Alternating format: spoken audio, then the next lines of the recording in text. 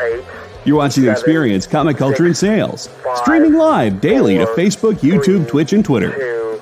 2, 1. Hey, welcome back, everyone. We are day 25 into 2024. Thanks for joining us this evening. You're watching Sketch Up with Mog and Mel on the Experience YouTube channel. Now, because you demanded it, wanted it, begged it for Thomas Doherty to be back, well, we brought him back today, along with Bill Mouse. And Bill brought his daughter, Cat Mouse, who travels with Bill from time to time, sharing her art along with her father. Together, they are a great joy to see at the con. So we're happy to have them here. And we'll see if we can coax Cat into drawing something too for tonight's live drawing auction. Plus, we've got more giveaways all happening right here. So go grab your dinner, your drinks, whatever it is, your midnight snacks, right? Want to say hi to Stevie B, Kent Bird. Thank you again for joining us. So don't go away. Let's have some fun. We'll be right back after this commercial break.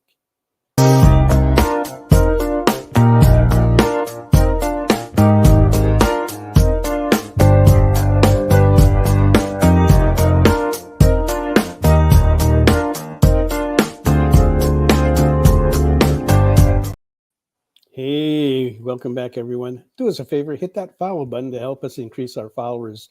That way, by doing so, you can continue to have wonderful broadcasting, a wonderful broadcast experience here at the Experience. Now, we've got a big weekend coming up this weekend. It is the EXP Expo 3 that's happening up this weekend. And this coming Saturday at 3 p.m. Pacific Standard Time, I'm going to have a special show called Poster Up. I'm going to be busting out some rare posters that you haven't seen in like 20, 25 years, featuring some of the top names in the industry like Jim Lee, Michael Turner, David Finch, Greg Capullo. And I'm going to have a bunch of other posters along with that. We'll have Simpsons, Gundam, Transformers, G.I. Joe. There's so much. You're going deep into the closet there, huh, Mel? Oh, yeah. Exactly. I want to move these. I want to move them. I want them out. So I am highly motivated to sell. Okay. So that's 3 p.m. on Saturday. And then on everybody. Sunday, we have a special sketch-up show at 6 p.m. with two of our special guests. And if you guys remember Fang Fang, she will be joining us as well. So if you remember her art, you're going to want to get in on that, right? She's a very busy girl doing a lot of cons like us, so she's not going to have that opportunity to come here as much, but she will be here this Sunday, okay? All right, so don't forget to put in #EXP SketchUp to get in the running for the win. One of 4 giveaways, including a copy of Nira X Deep Seas #1 with a pair of beautiful standees, courtesy of Committed Comics, Thomas Doherty and Bill Mouse, and you'll see Thomas right there. He's displaying those standees and the comic book, right? And that comic book is going to be great to get because we're going to be talking about the second issue for that series. And that's going to be a great way to start that up right there. All right, so people, give it up. Make some noise in the comics because we've got Thomas Doherty, Bill Mouse, and Cat Mouse. Yay! Yay! That is us live. Sorry, I don't know. Welcome. I don't know how many people were demanding me to come back, but I'm here. In a world without Tom. After you were here, Bill, that last month for that art jam. Yeah. Every week, these guys were asking, "Hey, bring back Bill.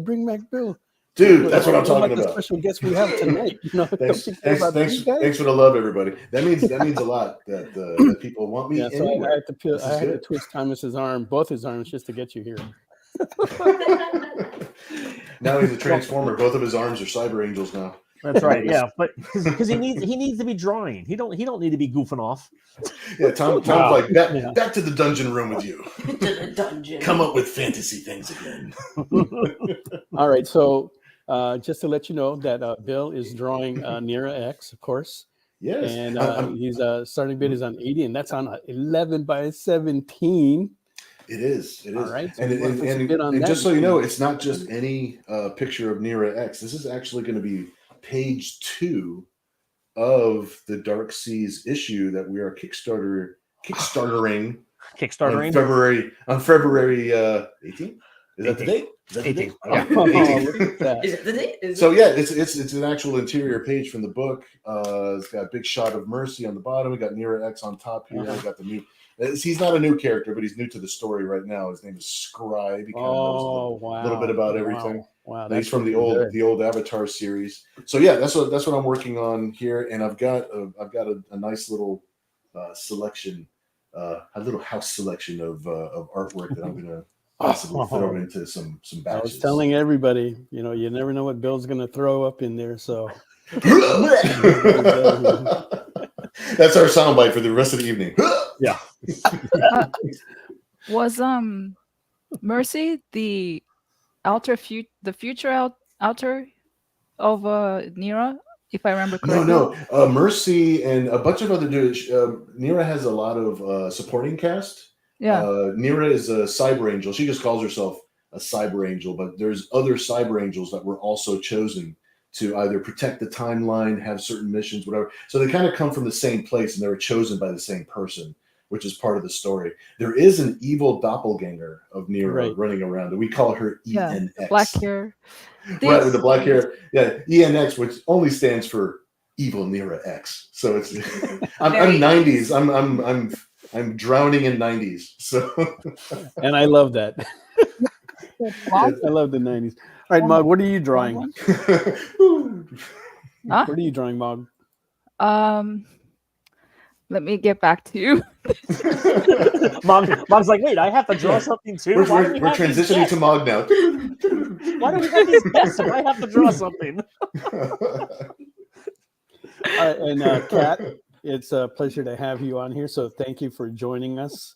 When your dad asked, is it all right to have Kat to come on the show? And I said, hell yeah, get that girl on here. I've actually swindled her away from Storyboard. Storyboard's a company out in LA. She does graphic novels and screenplays and studio pitches for them.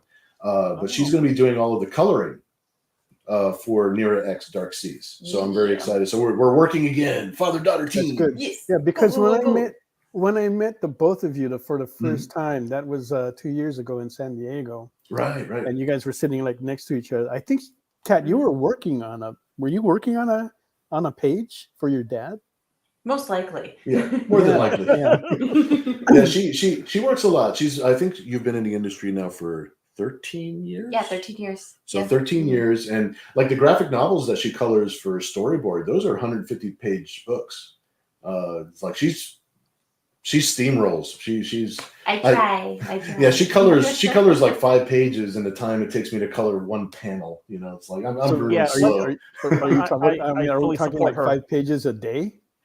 Well, she could sometimes. She can flats like so many pages in a day. Yeah, it's amazing. You do that. And then she can, exactly. And then my techniques. It all depends on the artist. Where it's just like if things are going by like pretty simply and smoothly, it's just like, I can get way more done. But if I have to color Times Square, it takes a minute. It took the writer 2 seconds to write it, but you said Times Square on New Year's Eve. Yeah. You bastard. A little bit of detail. On the We're too many holes, too many windows. I know, right? That's the biggest thing. I looked at it and I'm just like, the artist must have hated drawing all of these windows as much as I'm going to hate coloring every single one. And it's just like, you know what? It's nighttime. Let's go. There you go. Nighttime. Yeah, she does great. I would have cheated on the page and just made everything orange. For the artist, it was real easy. They just used the building brush. Boom, it's done. It's like bam. Man. And are you going to be drawing tonight, Kat? Yeah, I'll draw. Okay. I know how to do that. I can do that. Earlier today, we were down at the beach where we live about 15 minutes away from the beach here. We live in Virginia Beach, and she was painting a mural on the front of Beach Gallery. So she's had a busy art day today. I had to take a nap. I'm a big supporter of naps. I take one almost every day. Naps are my favorite thing. Naps are very tasty. So, Kat, what would you like to draw, and what would you like that the starting bid to be at? I'm gonna start it at 20. Just do a low ball. 20, and then what is it you're going to be drawing? I'm going to be drawing Evil Nira X. I'll draw her. I always like drawing her. Awesome, She's more moody. More options. All right, Yes. there you go.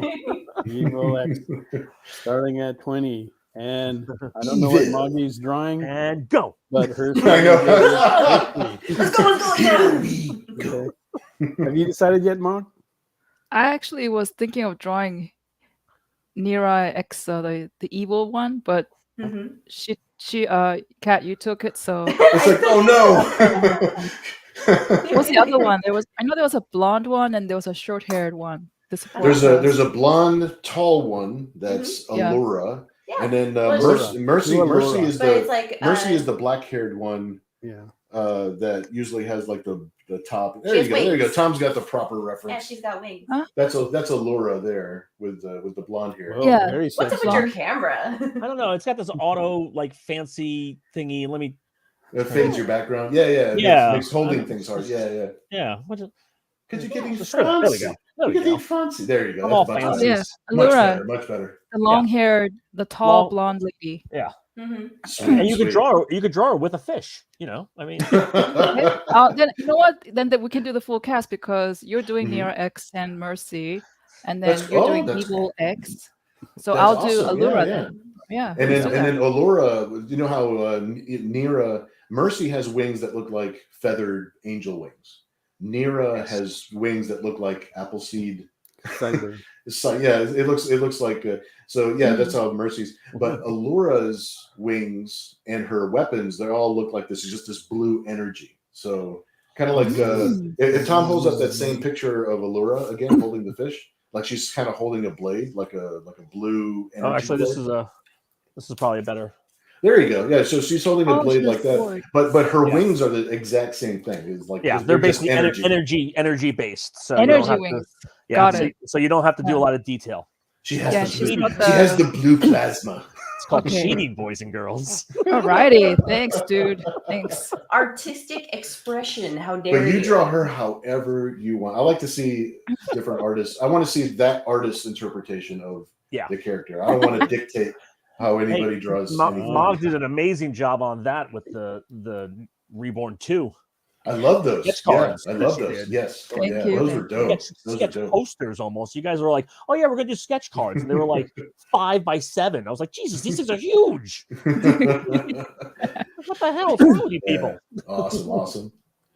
And let's see, our producer is saying, well, Mog can't draw her with a fish. Of course, she's got to do a cat. That makes sense. That There makes you sense. go. I'll draw There with you a go. king. She could be You follow feeding the a fish to inspiration. the cat.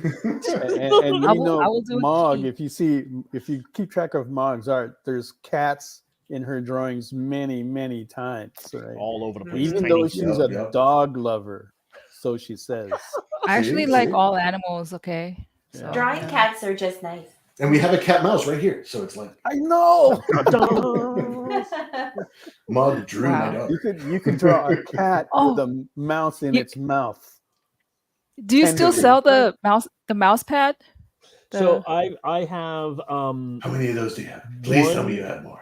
no, I have like one of the butt mouse pads, the Evil Nira X butt mouse pads, and I have Oh, yeah. I think 2 of the Nira X booby mouse pads. So yeah, those were limited edition. Once Yeah, I had to twist they're his arm. gone, they're gone. I've been wanting to have my own mouse pads for a while, and I was just like, yes. Yep. So They're yeah, so cool. so there's very limited amounts left at this point. So you're gonna have to catch us at a show.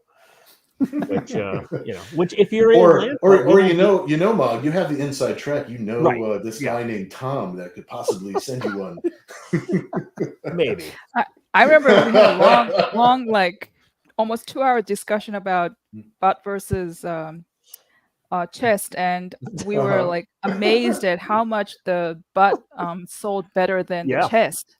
And I Yeah. literally was kind of helping him sell it, and then I was watching it, and it really was true. Amazing. Yeah, the Mhm. butt. Mhm. I mean, again, the butt.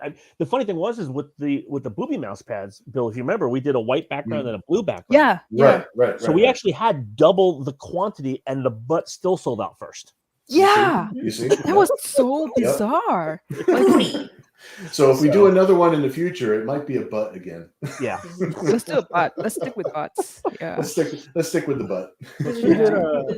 She did a piece of Poison Ivy, right, with the cat legs up in the air so we could see her butt. And that's like one of the better prints now that we sell at the shows. Dude, that's cool. So That's cool. A lot of butt action. So wrong, but yet so right. We're just out here living our lives, man. That's right. The people want what they want. The market has spoken. I want people to be happy. True. That's Exactly. true. The market has spoken. Ever since I was a wee bit lad, I've used art to make friends and to connect with people, and I do it now with butts and spaceships. But Bill, and Tom as well, you guys have been in the industry for so long. Have you been able to strike a good balance between giving what you think people want and doing what you want as well? Yeah. Well, for the most part, one of the things that I enjoy as an artist is for somebody to I want somebody to look at the art and be like, oh, this is so cool. So I'm constantly paying attention to what do you think is cool? You know what I mean? It's like, it makes me happy to I don't know if people pleaser is the right term, because that kind of goes a little bit too far, because that means everything that I'm doing is only for them and not for myself. Yeah. Because I think you really do your best work when it's something that you really want to do within yourself. Yeah. So it's a constant tightrope walk, but right? But I do it. I do it very gratefully, because I do have a lot of jobs that are strict. Yeah. In the sense that it's like I have a script. There's a team. It's for a client. It needs to be a certain way. So I can't really go outside the walls, right? As much as I would want to. But when I get to do Yeah. Nira and I get to do my own thing with titles like that, I get to just basically juggle whatever the fans or whatever people have been telling me. I get to decide what part of that I can incorporate into the book and what makes sense and what makes me happy. And then because I'm including some of their ideas and what they think is cool into the art, it makes them happy, which also makes me happy. So it feeds itself. It feeds itself, but it's a balance. Yeah, you don't want to go too far one way or the other. Yeah. Yeah. And then the juggling act of, even at conventions, it's like we'll notice where it's like there's a vibe. Where it's just people want Spider-Man, or people don't want certain characters, or they're more in favor of other characters. So it's just like, it's like I'll look at him and I'm just like, you like drawing Spider-Man, right? You should be drawing them like potato chips right now, because people. Yeah. And then once they're all done, it's like, where's their Spider-Man? Where is it? If I had listened to her 30 years ago before she existed. Wow.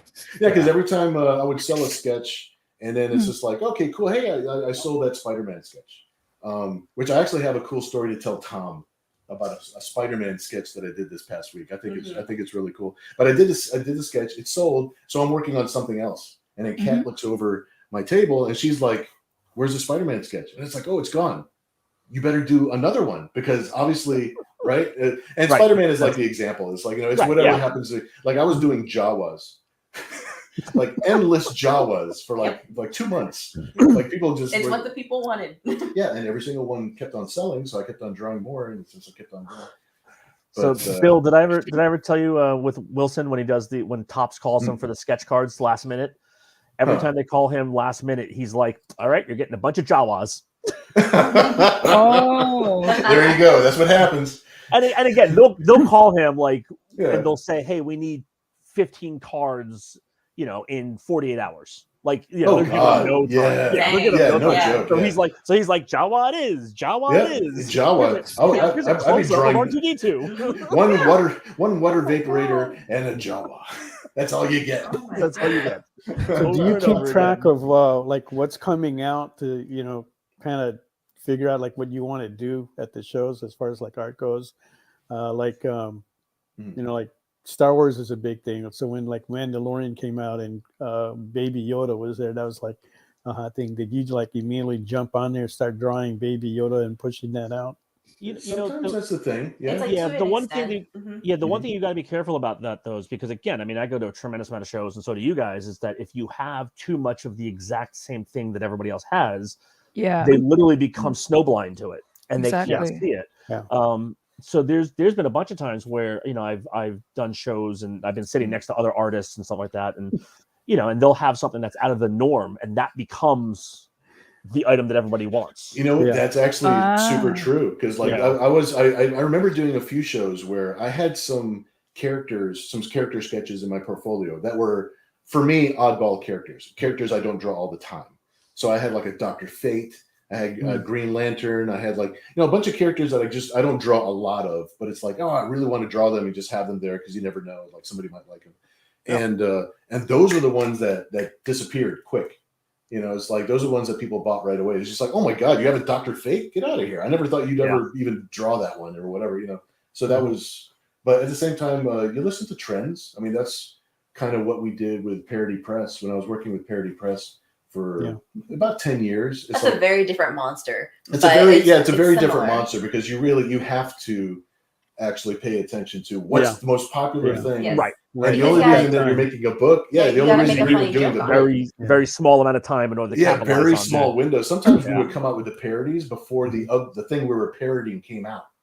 So I was like, between preview catalogs and the fact that it was an artist that I was a fan of, and I recognized their work, and you already knew what it was kind of be, like a gist, right. So it's like we did a Spawn parody, and it came out like.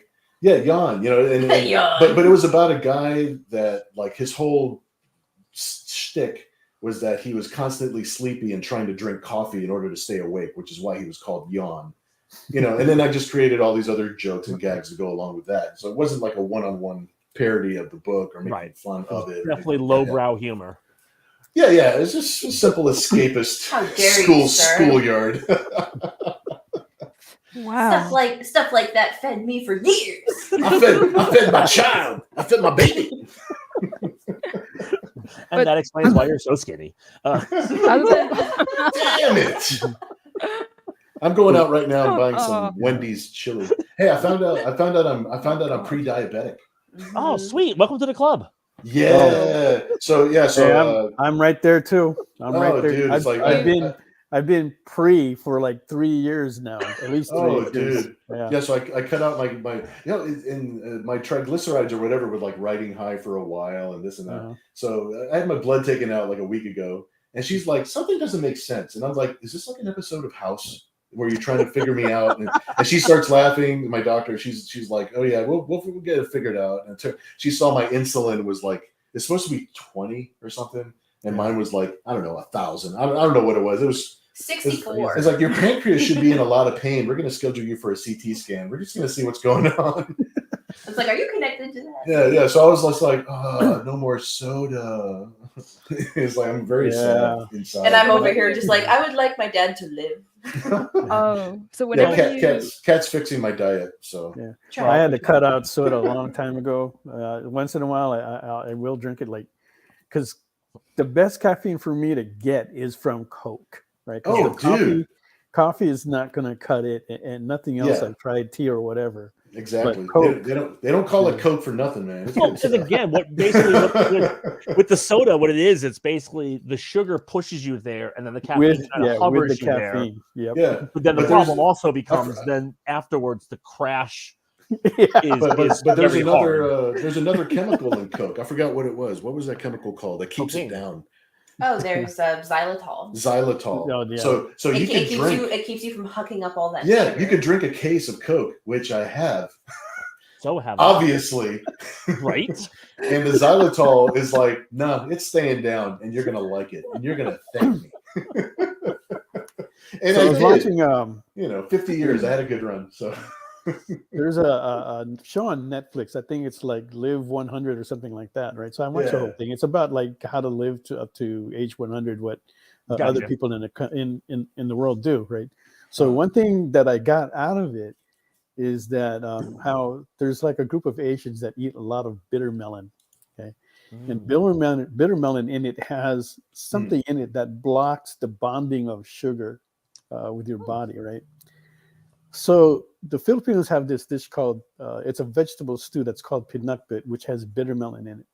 So I started eating that every day because of the bitter melon, right? Just to see if it would have an effect, right? And along with that, I was eating dessert every day, which I'm not supposed to do.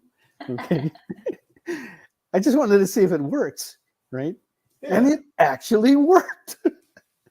I was expecting my weight to shoot up to like close to 200 over the holiday season. Yeah. But I actually stayed down to like about 190. Cool. Right? But during the holiday season, it shoots up pretty quick. But I think, wow, this thing is actually working. This is amazing. Yeah. My goal is to bring whatever my numbers are. Like, you know how they do all the numbers from it, is to bring them down to some whatever normal level so that I can actually cheat and have a Coke once a month. Once every 6 months. Yeah, whatever it is that they let me do. That's not.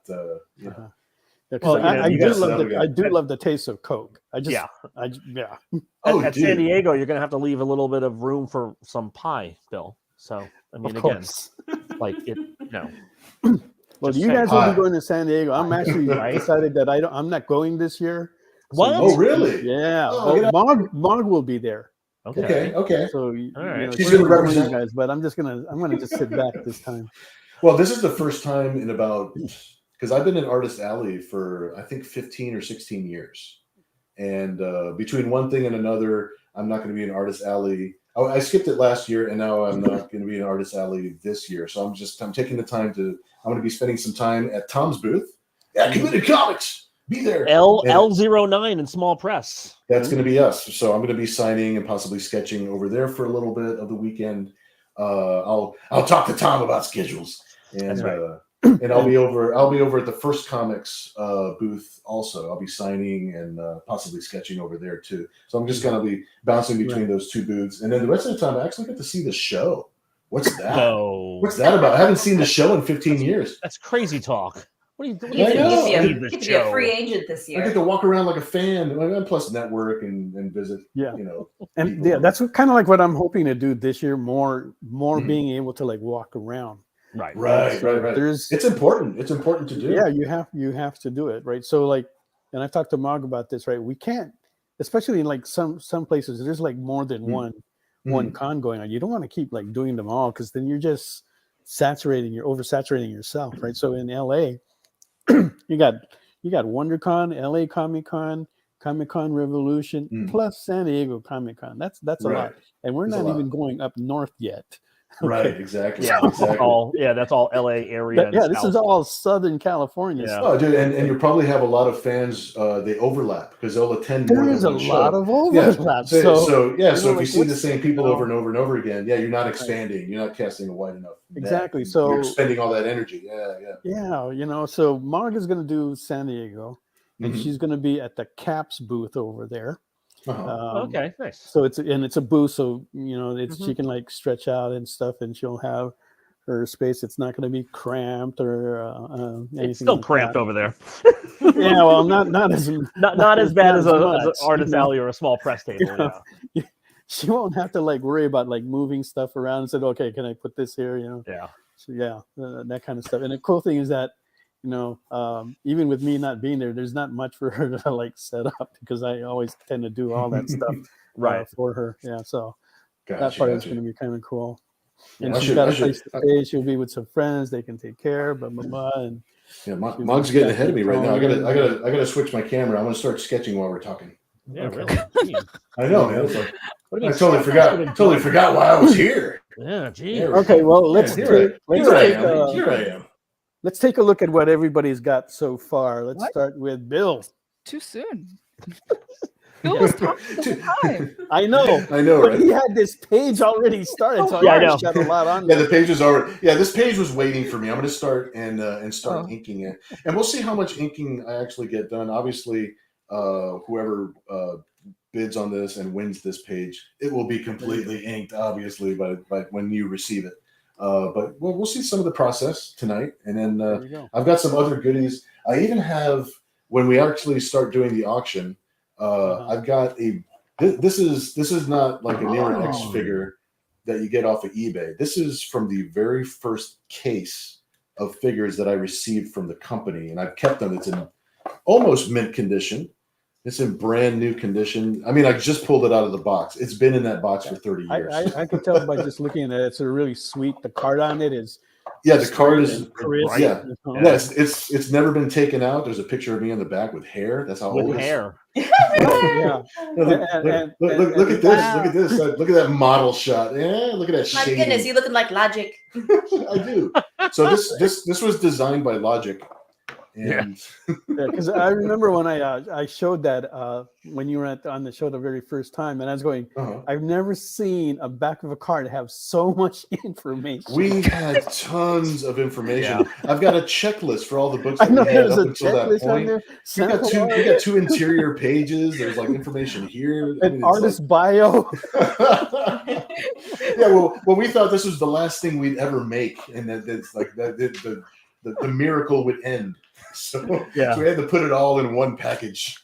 Well, and also at that point with Skybolt, they were cramming in 4 or 5 other properties, right? Like along the bottom, it had Creed and Lightning, and and all this, and Helena. So they had the show right here. I mean, they had Double Impact. Trent Kanuga's Creed series and Helena. Yeah, I mean, it's like they had a lot of figures going on at the time, and this was the first figure that I ever got to design, which was kind of cool because it's my figure, right? So it's so that was a nice bucket list check off for me. Won't be the last. No, one of the cool things that came out of the not.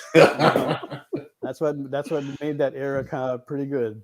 Yeah. Oh, the 90s were magic, man. Yeah, the ridiculous silliness. Mm-hmm. Yeah. And here we have Cat's Evil X. Yes. All right. She's bald right now. Beautiful. Woo! Okay, and all she's asking is a starting bid of 20. Wow. Somebody place a bid on there because that ain't gonna stay at 20. No. Same thing with Bill's. Bill is looking for a bid of 80. That ain't gonna stay at 80. For an interior published page. I know. It's gonna be it's page 2. It's page 2 of issue 2. It's a 2 for 2. It's a good size Nira that's on there too. So a full figure. That's a pretty good piece. What does Bog have? He's got some sexy. Some sexy. Yeah. Because the name is Allure. That's right. That's right. I love you can't even say that with a straight face. But I'm gonna put like a bit of a stylish twist, I guess. Yeah. Totally. That's the whole point of this. All right. So Stevie B writes, I was pretty excited this week as I got an interior page from Archie Comics run of Zen by Andrew Esposito. Probably the only series by them that I could afford. Yep. Ooh, how special is that? Anyway, we are at 7:34. We've got Bill Mouse, Cat Mouse, and Thomas Doherty. And when we come back, we'll be talking Nira X Deep Seas number 2. Don't forget, put in # EXP SketchUp. Get yourself qualified for that giveaways tonight. Don't go away. Be right back after this commercial.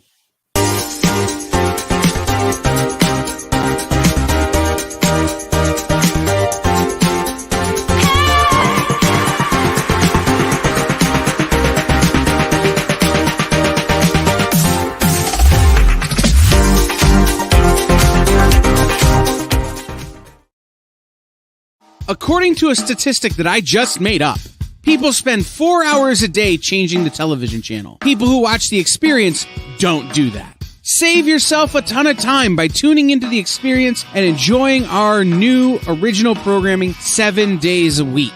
And then tell your friends. Think about the money they could save on batteries in the remote alone just by tuning into The Experience. Find out more by scanning the QR code below.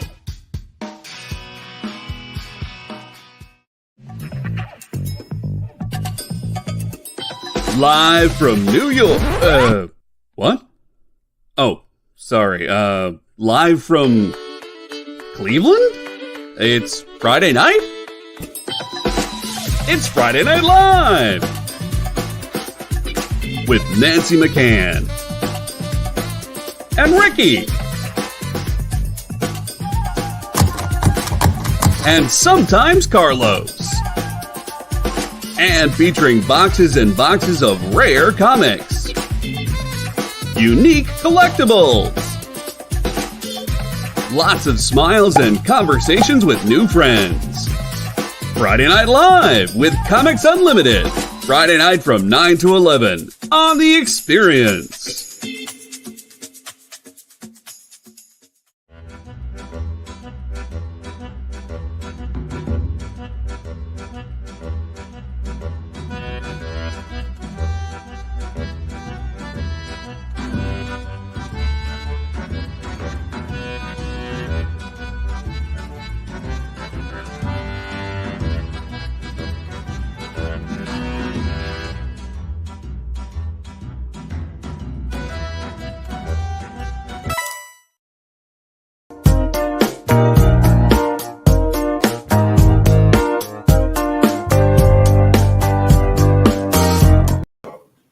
Hey, welcome back, everybody. Do us a favor, hit that follow button.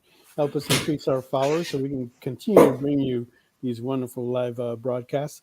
This Saturday, we've got Poster Up at 3 p.m. That'll be showing a bunch of rare posters from 20-25 years ago. You'll see things from Jim Lee, Michael Turner, David Fitch, Greg Capullo, along with Simpsons, Gundam, Transformers, G.I. Joe, and a whole lot more.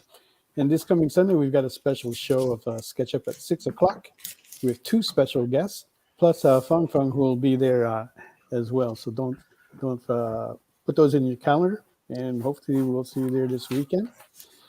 And tonight's giveaways, we're giving away a Louis Bravo Harley Quinn bookmark, a Danger Arcade trade, Jeremiah Harm #1, and Nira X Deep Seas #1 with the standees. Okay, oh, that's the best one.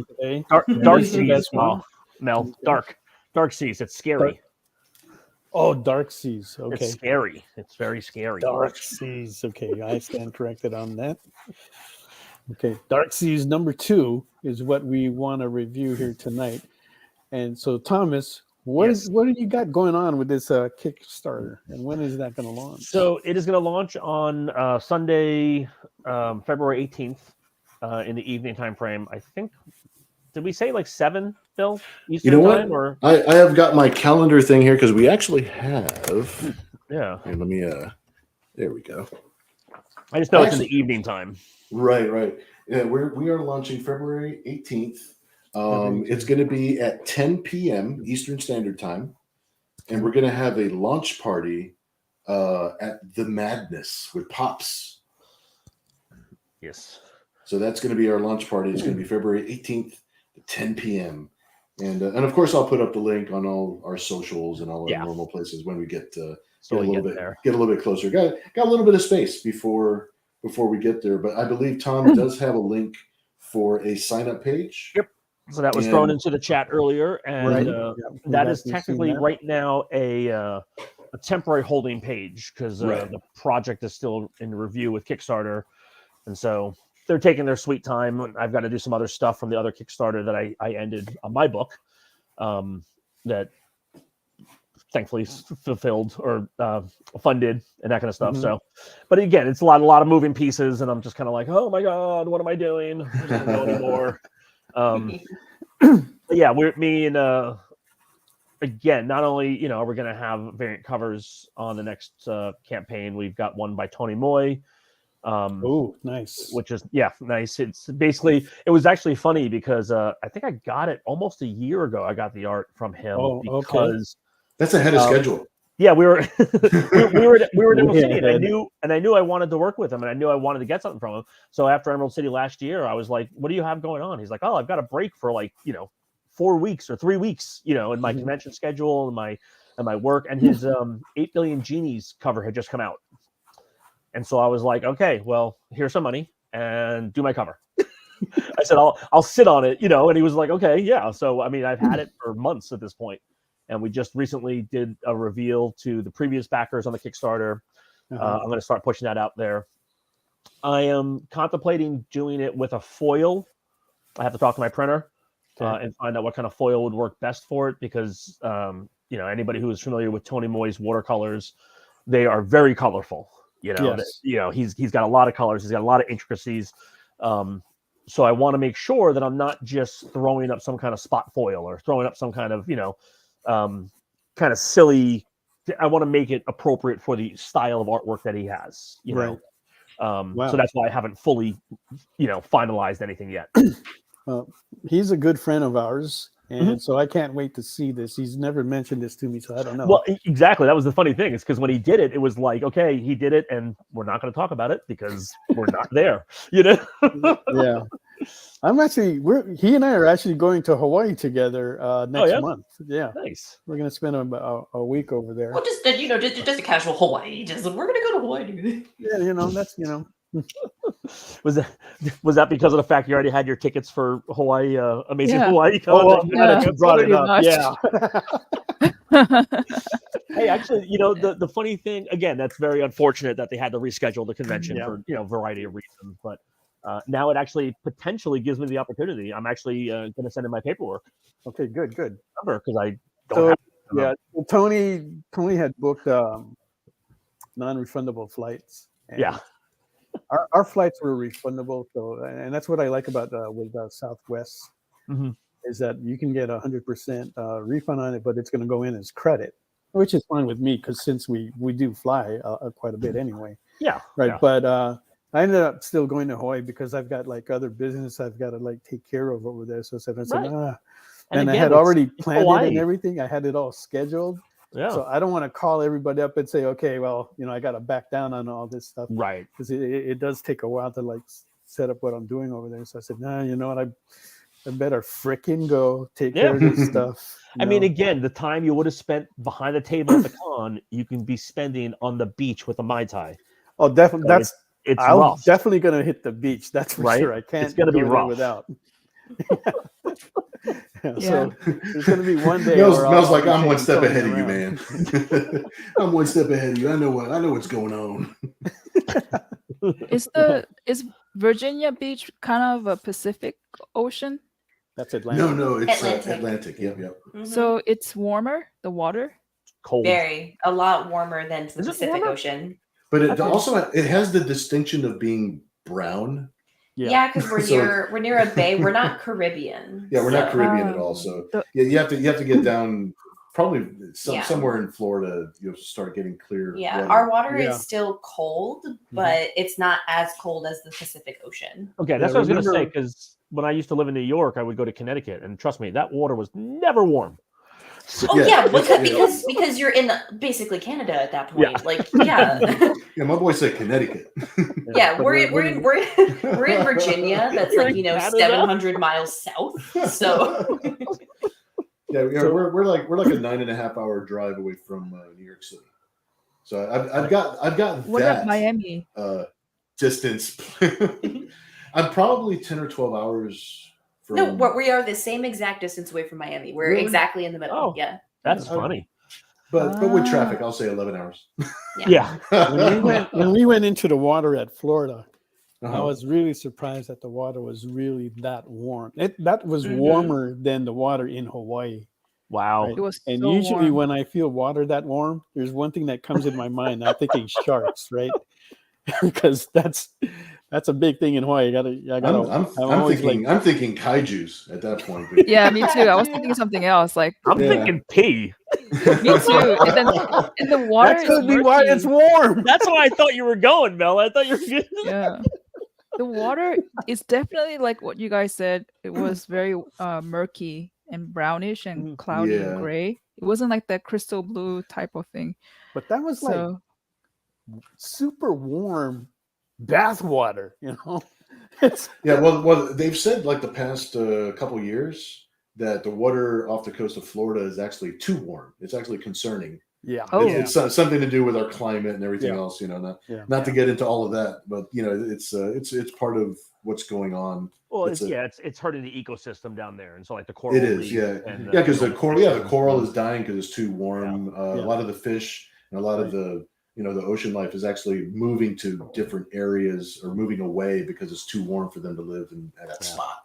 Yeah, it's not because they're having the same problem in the Caribbean. Areas that were had a lot of coral, those have died off. Yeah. But there's one area which they haven't disclosed yet that I saw a documentary of, where the coral is just flourishing. Yeah. And it's got something special that's going on there, where the warm waters is actually being deflected, and so it's able to stabilize. That's really cool. There, and the coral is growing abundantly, and I'll take whatever good news we can get. That's good. Exactly. I hope they never disclose where it is and just leave it as like a. I know, right? That's the problem is that they the news is getting out because they found that about like 10 years ago, and they tried to keep their mouth shut about it, but the news spread among all the fishermen because with the good coral, you're going to have More a lot fish. of good Good fish. fish. There as well. Right, exactly. So people talk, Yep, So, yep. But it's infuriating for the fishermen because the island is mainly fishermen and they make their living. Right. So Oh, they're yeah. already struggling and poor, and So because of the global warming, like they can't get fish, and now there's an abundant source, and this is technically their land, but Right. these Well, foreigners it's are not their coming land, in but- and preventing them from making fishing. any money off of it. Yeah. Yeah, that's And awful. so I feel like they need to have some kind of compensation for maybe create jobs where they can maybe become a fisherman, as in like a fish, I don't know, national park guardian type of thing in the ocean, and that way they can have viable jobs so they can be proud of what they have. Yeah, yeah. exactly. Yeah. And especially since it's their land, it's just like, if they just are actually paid to be shepherds of the coral, then it'd just Exactly. be fine because they're already there. Exactly, but it's not happening, and then like only these foreign mainlanders from someplace, God knows where, coming in and waving their degrees and stuff and saying, "Yo, like do as we say," and then this is the law, and we know better than you. So it's Right. also kind of there's a bit of a disrespect there. Oh, yeah. huge. Yeah. Yeah, Yeah, that's awful. They're just like, we live here. What are you talking about? I know, but yeah. Like, you're the visitor. I'm the person who lives here. Hey, Oh, I live in Seattle. People who live somewhere don't always know what's best. yeah. Let me just say that right now. Right. So What? when I Yeah. was living in, I used to live in Norfolk a long time ago as a kid. Oh, there. wow. Okay. Right. So one of the things that I loved, was blue crab. Mm-hmm. Okay. Yep. Are you guys still getting that out there? Oh, blue crab. You know what? I actually don't know. I'm not much of a seafood buff myself. Oh, okay. My family is Puerto Rican, and I got so overdosed on seafood when I was a kid because we go to Puerto Rico every summer. Yeah. My dad was in the Navy, and we take these hops down to Culebra is actually the name of the island. It's right off the coast of the Puerto mainland Rico. of Puerto Rico. Yeah. That's where my family is all from. Oh, okay. So they just like seafood. So I was just like, can I just have pizza? I just want to have a burger. Leave me alone. On a cow. Yeah, I want a so- hot dog. Yeah, Hot yeah. dog, mystery meat. I don't care. You know how it is with kids. I'll you know, settle if for you're- a pig. if you're forcing them to eat it, then they don't want to eat it. So it's like I could have been a seafood buff Yeah. right now, but I think Yes, they we are. overdid it. Cat, Sick, Derek twisted Nyman man. is asking a question. He wants to know if you're using a brush pen. Currently, no. This one is actually this is called a bullet nib. It's the 1.5, and it looks like these. Oh, it does Oh, look from far away like a brush pen, though. Yeah, it does, but it's actually a solid nib. Oh. And then I do have one that is a brush nib. That way, it's like an actual brush, but More that's just fun. not the. That's not what my it's not what my hand likes right now. So I'm just using the bullet nib right now. There you go. Eee. And you do have a bid on yours, Cat, for 20 with Stevie B. Thank you very much for that. Awesome. Thanks so we much, are on man. the next bid of 25 if anybody wants to put that in. We are still looking for a bid of $80 for Bill's page number 2. Right. And Mog, who's doing Allura, Yes. is looking for a bid of 50. Allura. Right, so Derek writes, the thing is putting out some thick lines. Looks Yeah. really cool. Yeah. That's what you want to see on there. It's all how you hold it. All right, so Thomas, have you got anything going special on that Kickstarter? So let me see. Me and Bill were discussing a couple of things. We've got so one of the things we were discussing, we're going to have commission tiers for Bill on the Kickstarter, as well as Kat is doing variant cover for us, right? Yes. Okay, good. And he asks us that. You say it on air. Yeah, you say it on the podcast, and then you're like, she has to do it now. She said it live. I already have my blue line and everything. All right, good. That's good. Wow. We're also going to be having, so again, with the giveaway that we're doing is these two acrylic standees. We're going to be having 2 more to add to the series. Oh, so sweet. Every issue that we do, we're going to have 2 brand new characters things. And then and I can announce this now as a world premiere announcement to keep everyone in suspense. Drum roll, please. Yeah. For the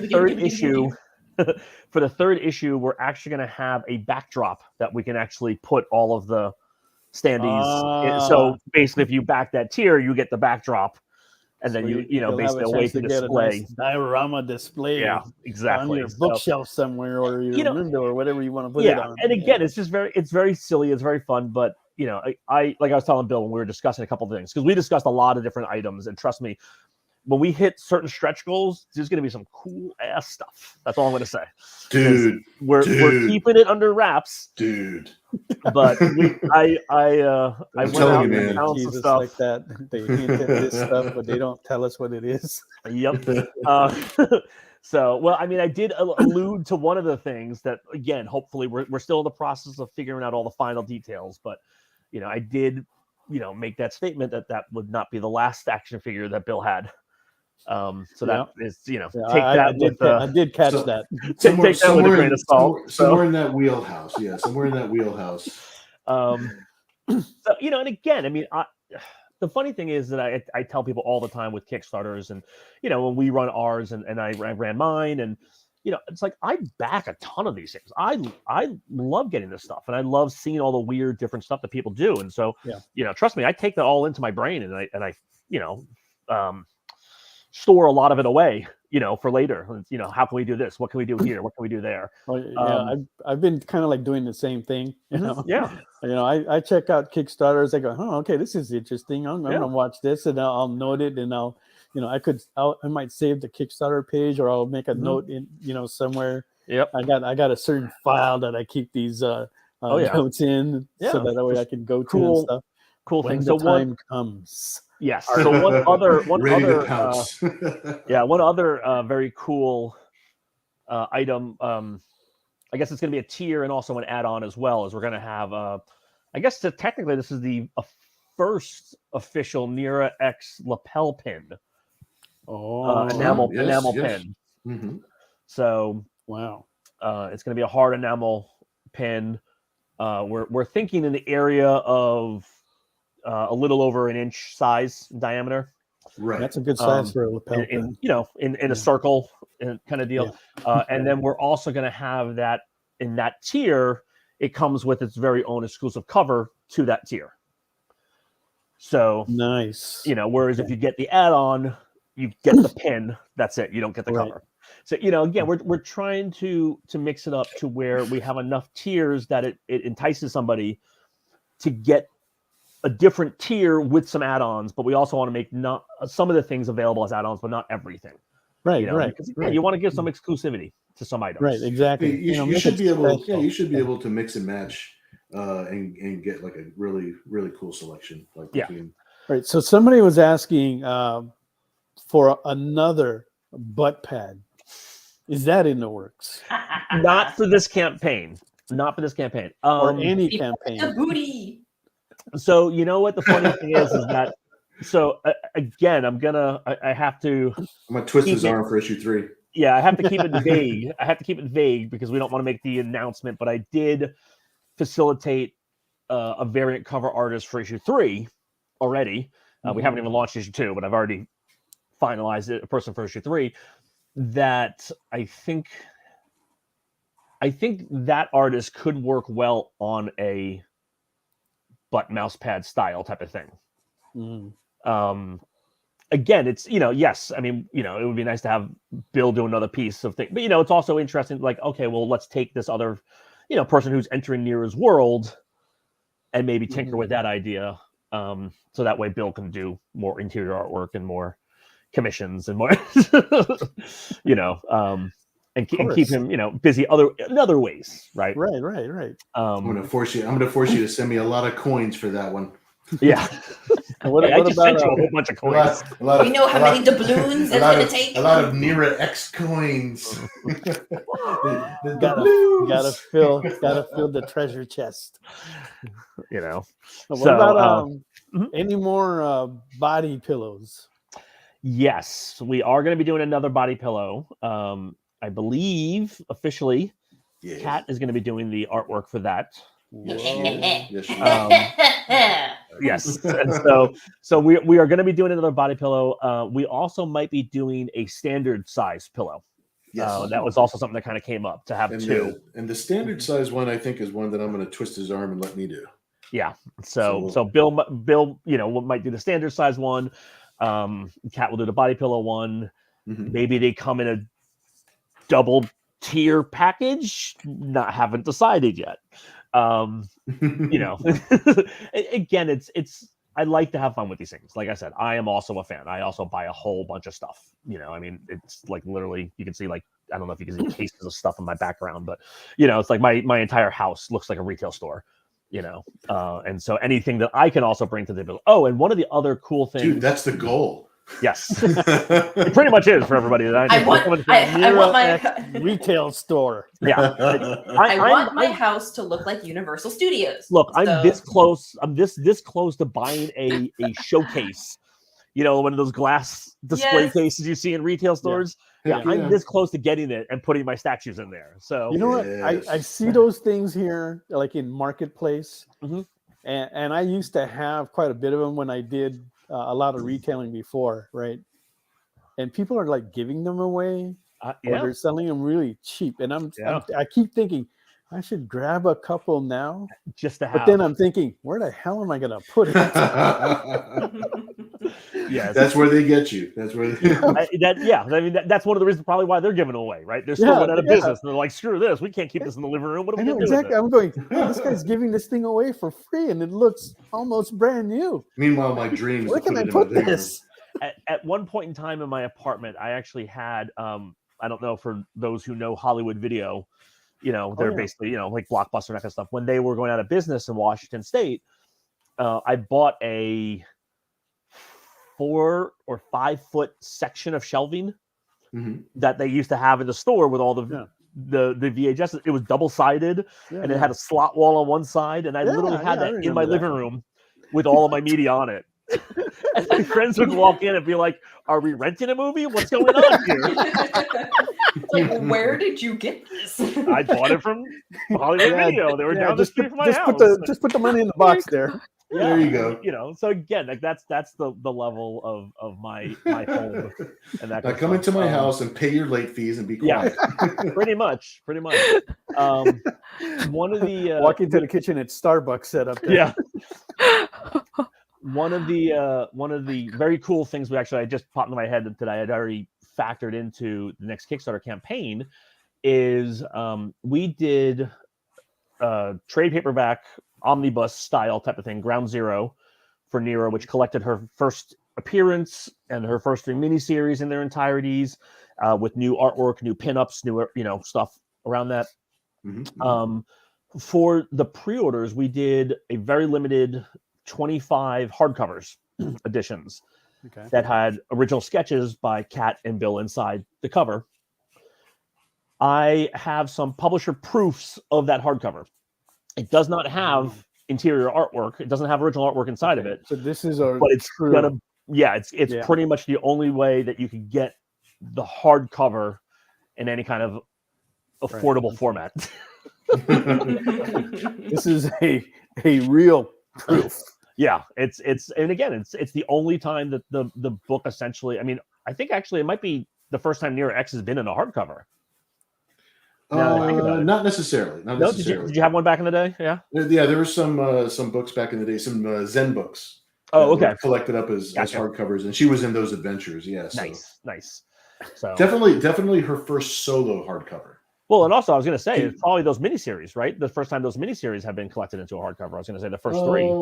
The very first miniseries was collected into a trade paperback. Right.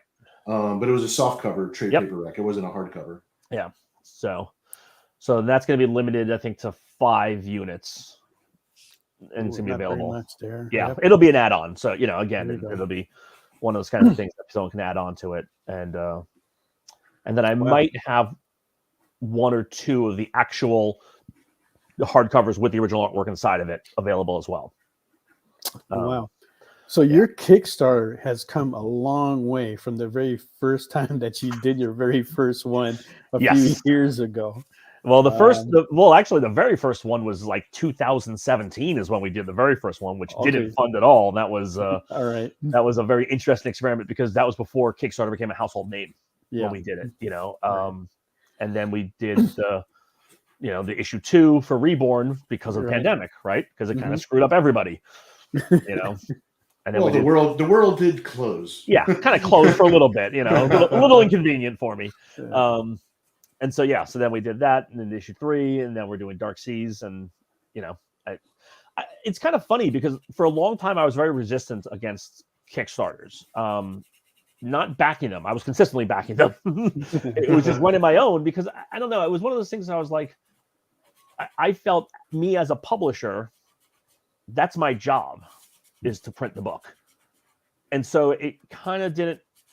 I had a little bit of confliction with like, I'm going to get people to essentially pre-order it, and it wasn't until I kind of looked at it as the concept of pre-ordering it that I was like, I'm still doing what I'm supposed to do as a company, because I'm not printing. So I know a lot of creators and a lot of artists and a lot of publishers that print what has been ordered on the Kickstarter and then like 5%, and that's their entire print run on their projects. Well, the most important thing about the Kickstarters all around is the sense of there's something that we lost when a lot of the shops started closing. There's this whole the bubble kind of bursting with comics.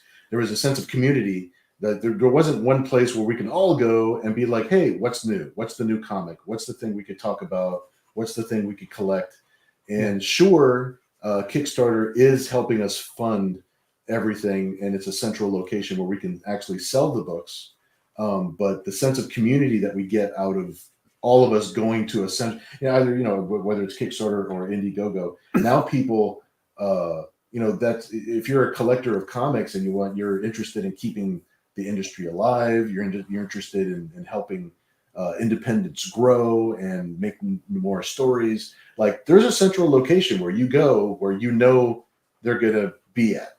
You know what I mean? And that's kind of like that's where Kickstarter, or the idea of even doing a Kickstarter, really thrives. It really is attractive to me because it's a meeting place. It's where we can all go. And they also do a great job of aggregating projects in relation to other projects. Mm-hmm. So like Bill was saying, that community, it's like at the end of each one of my updates, on campaigns, they'll have other comic book, campaigns that are running. And, and so like people can also see, I'm a fan of, Nira X, but look at this other one, right. This one has a zombie head that's exploded on the cover. I want that one too. Yeah. It's like, it's a little bit of a virtual comic shop, at least especially for things that are niche that, if you have to be at a certain level ahead of time, you have to have capital to play with, to be included in the direct market. And you have to be publishing a certain number of books. You have to be, and I miss being solely in the direct market, because I remember picking up the previews catalog, and every single month I had a couple books in that darn catalog. It was every month, and I was like, that was my way of feeling like, okay, I'm a part of this. I'm a part of this industry. I'm a real artist. I'm a real artist. That was a really, really good time because it was and you guys have been in this for about as long as me, but I remember like in the 70s, it's just trying to get any kind of piece of information about comics, the industry, art, was really, really tough, right? So whatever magazine they put out there, I would snatch up. I was a subscriber to the CBG. Mm-hmm. I was picking up Comics Illustrated and Comic Scene, whatever. Comics Review. Right? I was just picking it up, reading everything in there about artists, publishers, boom, everything. Mm-hmm. So then I get to California and they got San Diego Comic-Con. Yeah. Right. And that's another level. Yeah, that's like another level. And you go, whoa, this is cool, So and we just want to get together, nerd out, talk about who's going to be tougher, Wolverine or Punisher, who's going to win in this battle. Yeah, have some fun, It's like yeah. So Jamie in the chat's asking about who Nira X is, and I'll sum it up kind of quickly and simply. Nira X is a time-traveling intergalactic bounty hunter who currently is lost in a universe that she has no idea where she is, and she's slowly starting to navigate that. So there you go. Not bad. And part of our giveaway is Nira X Dark Seas #1 with 2 standees. So if you put in #EXP SketchUp, you will be qualified to win that deal, along with maybe 3 others that we're giving away later on tonight. Yes. So don't go away. We'll be right back after this commercial break. Word. Did you know that every experience show, including some exclusive content, streams on Twitch? Check it out. Twitch.tv/the_EXP. Or just scan that QR code. Symphonic verses, Nocturne's romance. A song of romanticized darkness, dreaming dead by sleep.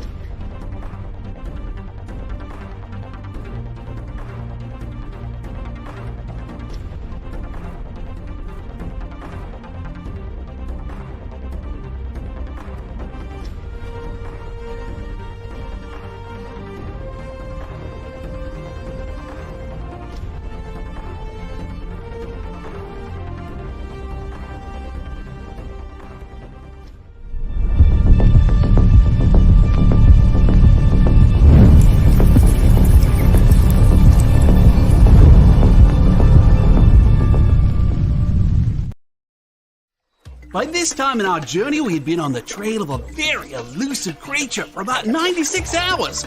But all the hard work is about to pay off. Oh, crikey, there she is. Oh, by the markings, I'd say this one's at least a 9.8. Oh, she's a real beauty. A true mint copy. Oh, this one would make a fine slab on anyone's display wall. Oh, she's a feisty one, though. Look out, look out! Mint Hunter Comics is the place to find that mint comic you've been searching for. Mint Hunter Comics, Tuesdays at 8 p.m. Eastern, part of the experience.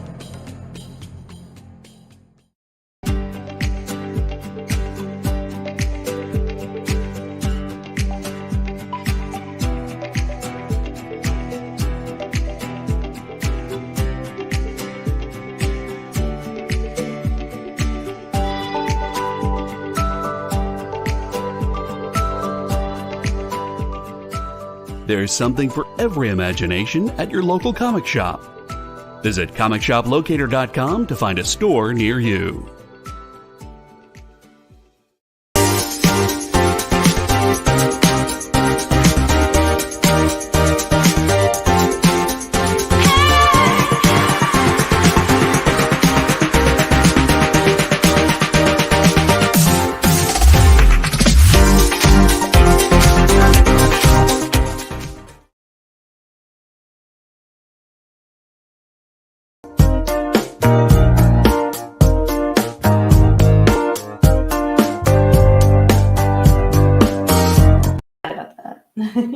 Welcome back, everyone. Thanks again for joining us on SketchUp.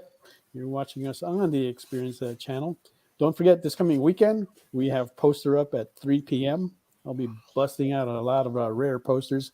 And on 6 o'clock on Sunday, we'll have a special edition of SketchUp with 2 additional special guests there, along with Fang Fang, who will be joining us as an artist for the live art auction. All right. So we've got... Okay, so you did answer that question that we saw about Nira. Yep. And then someone threw a bid on Bill's artwork. Yeah, I got that. That was from. Awesome! Anderson. Hey, thank you so much. Yeah.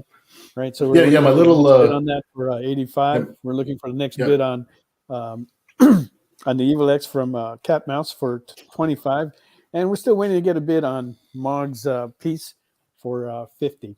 let's do a quick round. Let's see what those art boards are looking at this time. Starting with you, Mog. Allure's looking So you got a sweet. lot more on there. What size is I it? love all the elements and things that you add to her. I love that so much. Yeah, the little Thank flowers you. in the hair. It's Yeah. 8.5 by 11. I was thinking Okay. actually, you know, Oh My Goddess. Do you remember back in the Mhm. days? Oh Yeah, My Goddess. Oh yeah. Yep. Yeah, I was Yeah. like, oh, I want that kind of like that. That vibe. Yeah, right. Yeah. The Muka vibe. I love her little feet. Little feet. Oh, thank you. You're so cute. Thank you. All right, let's Cat's see like what, sold. let's see yours, Kat. I got this one right now. And there we go. Look at that. Oh, Cat very mouse. dynamic. Yeah. Very moody. I like Evil Nira because Yeah. she's moody. She's a moody one. Yes, she Very is. intense. That's food. Okay, so we are looking for the next bid on that for 25. If you want a bid on that, just put that into the comments. Nice. Tony Anderson bids $5 on Mel's cake. Dude, What? that was Mel, a you long eating time cake? ago. But go ahead and send your $5 in anyway. He'll mail it to you in an envelope, a piece of cake. Don't worry about it. All right, Hey, and you know Bill, what? This you mentioned cake, and this is actually kind of good timing. That tomorrow's my birthday, bro. Tomorrow's my What? birthday. Hey, happy birthday, Bill. Happy birthday. Thanks, fam. Thanks. So, do we get? Is it okay? Which means I really, for my self-esteem alone, I need lots of bids. Wow. And lots of signups for the Kickstarter. And lots of signups So- for the Kickstarter. Absolutely. Are you guys like the guys here mostly? Are you also born January, Thomas? No, I am actually December. December. So- Oh, pretty I'm close. at the end of the year. Yeah. Okay, Pretty so close, though. what day in December? 1. I am number December. 1. December 1. Right Yep. after Thanksgiving. Yep. Wow. So Mel's is also January. What about you, Kat? Are you January too? Nope, I'm July. I'm a summer Yeah. baby. Oh wow. Mm. well, look at that. That's Jared, cool, Jared, Jamie. Just Yeah, thanks got a for copy ordered reviewing of the book, Nira Jamie. X Reborn that he's going to Yeah. review on his Derek. own channel.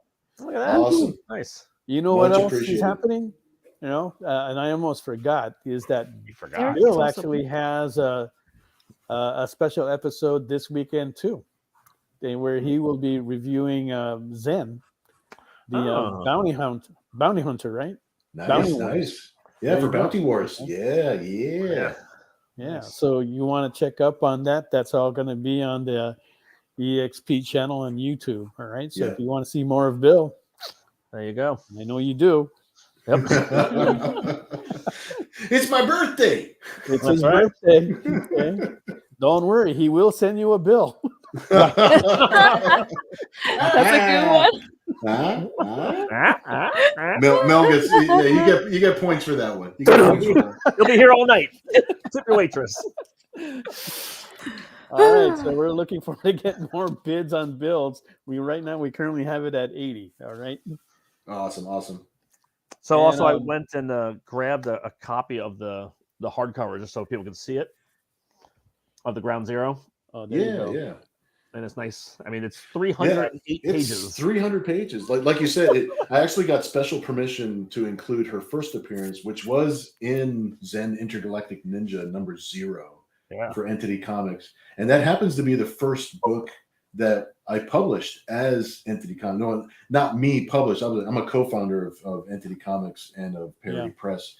Don Chin is a publisher, and of course Steve Stern and Dan Cody are the co-creators of Zen.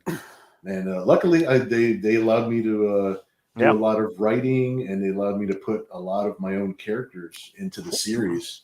So characters that I still own. But that's my big bad guy. That's Paradox. That's a great book to have because it's because you see your early works in there. It's as comprehensive as any book can be. Period. Yeah. If there's a comprehensive book of everything that we've done so far, that's the one. Yeah. And I always like seeing those kind of books too because it's also like for me, it's like a trip down memory lane too. Oh, for sure, yeah. And I mentioned that to you the last time too. I remember when Zen first came out, and I saw that, and I go, "Huh, this could be interesting." You know, and I'm thinking Ninja Turtles. You know, right? Of course, everything. Well, you know, the same another one. The same licensor person that was actually handling the Turtles did handle Zen for a while. Yeah, we were in the same wheelhouse in a lot of different ways. And then the cool thing about the Ground Zero is that Phil even went and did the covers, so it literally is walk down memory lane. Oh yeah, the covers are there and everything. Yeah. So it's just again, it's just fun. And then again, not only is it just reprints of stuff, we actually also did new story and artwork. Right. That bookends it.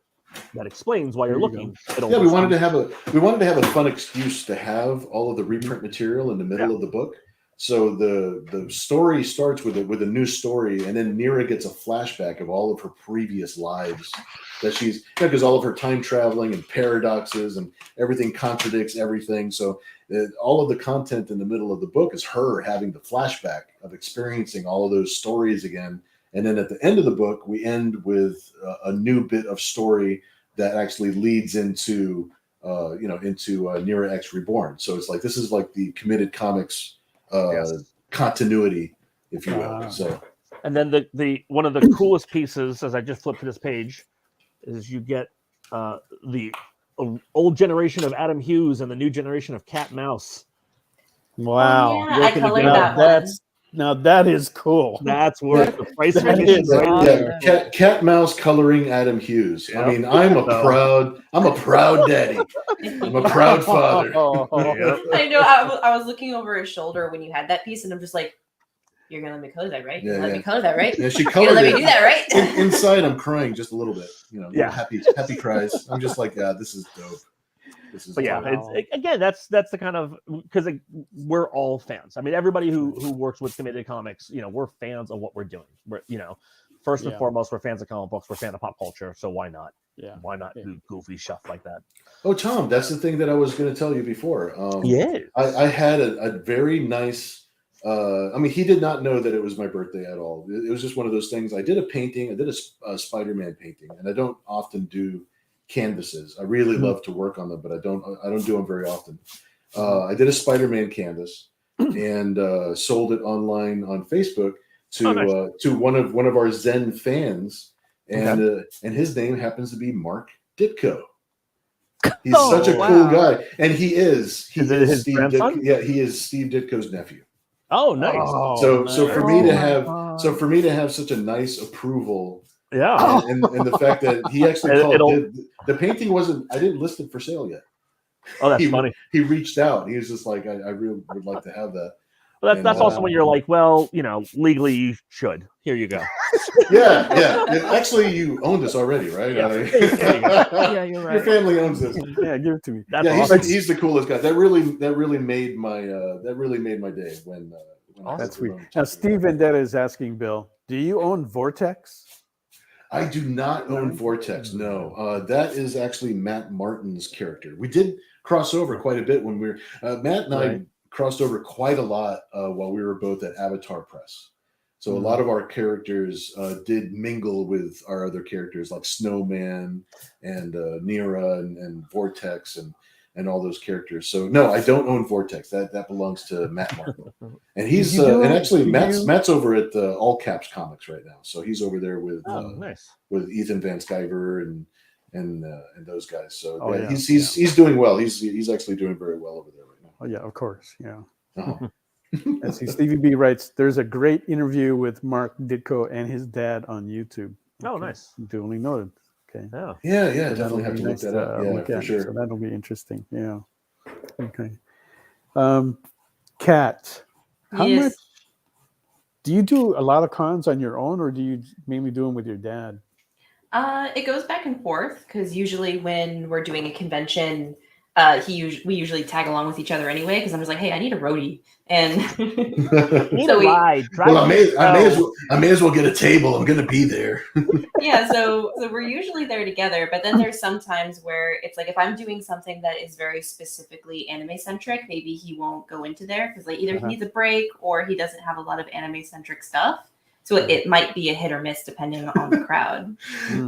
We actually kind of changed that up a little bit recently because I don't have anime centric stuff. Yeah. My stuff is influenced by anime. It's kind of like a mix between the two. There is, yeah. I do see that. But because I have typical I have superheroes. Regular superheroes. Yeah. So there's a lot of people that go to the anime conventions that they're there with family who wanted to see the anime convention. They're big fans of the voice actors, the art style, and I love all that stuff. But the family that they bring with them, maybe they're not completely into it, but then they see me, so I'm like the only booth in the whole show where they can buy an Aquaman. Yes, you're the only booth in the whole show that's not pastel colored. Yeah, the last one that I did, all I did was draw Supergirl all day.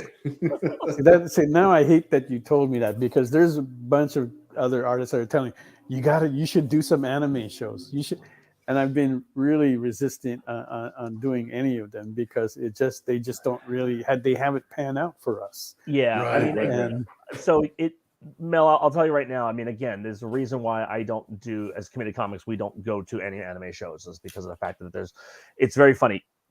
Comic book fans will buy anime and manga. Manga fans will not buy comic books or standardized comic books.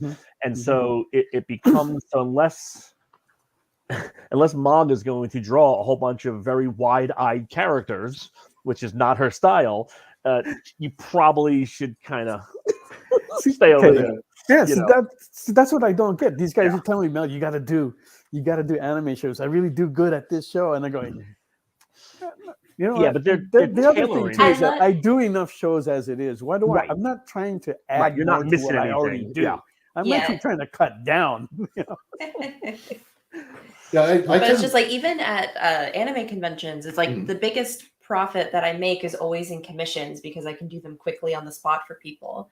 So it always ends up. That's an edge that we have. Yeah, it's just like it's like I do just head bust commissions for just like $20 a pop, because I'm just like, in 30 minutes, come back, it'll be done. Right. Okay, and that's the same for us. Sure, we sell prints and we sell these little things, okay, but a bulk of the sales is commissions. That's what we try to do, and we try to get like the big commissions, because that's what holds us over and keeps us going, right? Yeah. So, and I told Mark this: I don't want to do anime shows, and I don't want to do pins. I don't want to do stickers. Right. I'm done with that stuff. I came from an inventory retail shop. Really, that's a different world. Yeah.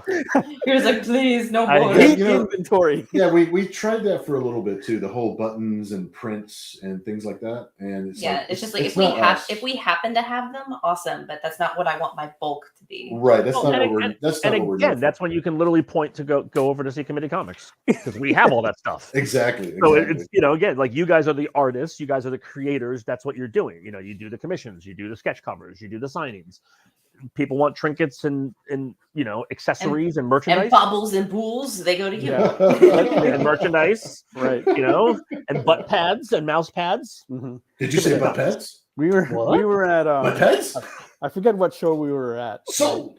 But we had this anime dealer right next to us, which is sometimes the mix at in Artist Alley, right? She spent half an hour trying to sell a $3 pin to a customer, going, and Mark is watching this. I'm not really paying attention. Right. And she tells me she did all that time talking, and the person didn't buy. Yep. That's awful.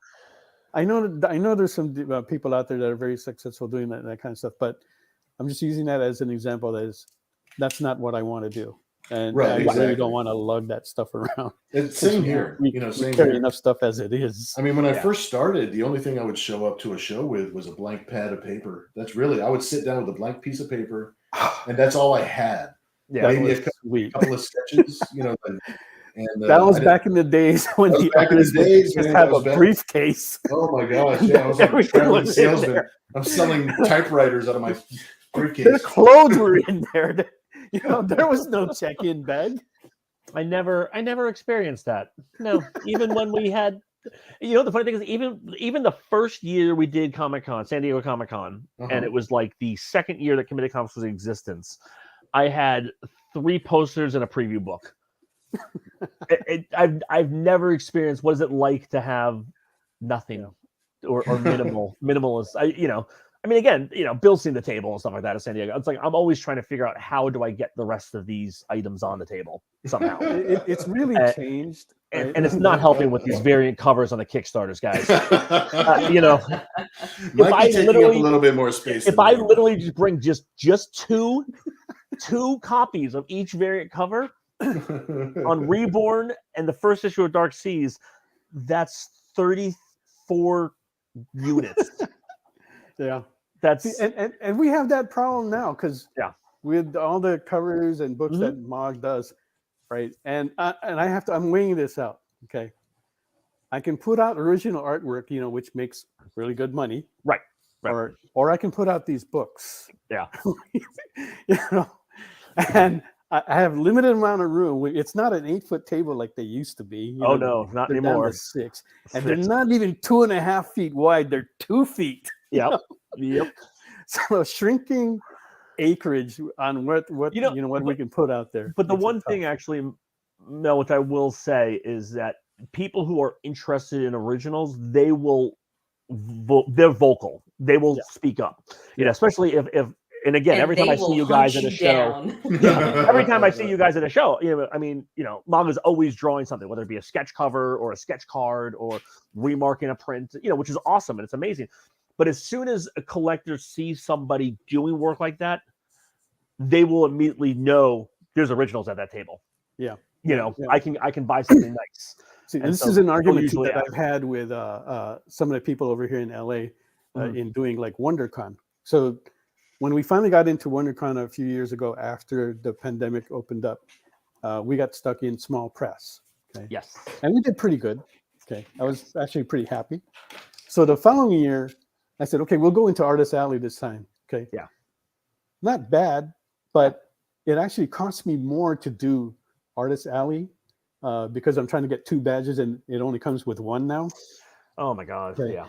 And limited and it's a 6-foot table. Okay. So I'm going, all right, 10 by 10. This year we're going back to small press because it's a lot more room, 8-foot table. And I can actually even, because of the way how they set it up, I can actually even stretch out like a little bit more. Right. So, and it comes out cheaper. And so we're going to go back there. But it's like what you said, once they know who you are, right? So I don't need to be in Artist Alley anymore at that show. I can just be in small press because I know that they're going to come and find us anyway. Yeah. The funny thing with WonderCon, because of the fact that they've had such a strenuous layout scenario and constant juggling of everything, we stopped doing that show, which is unfortunate because, Alex lives in Carson. Yeah, he lives next door to Anaheim. And it's just like, but again, it was just one of those kind of things. I liked it. One of the last times that I actually set up there, Alex has actually set up there twice since this point. Small press was right next door to Artist Alley. That was like it. Why they haven't brought that back to that layout is I cannot understand why why do you need another Funko dealer next to Artist Alley? What logical progression does that make? You don't need another Funko dealer next to Artist Alley.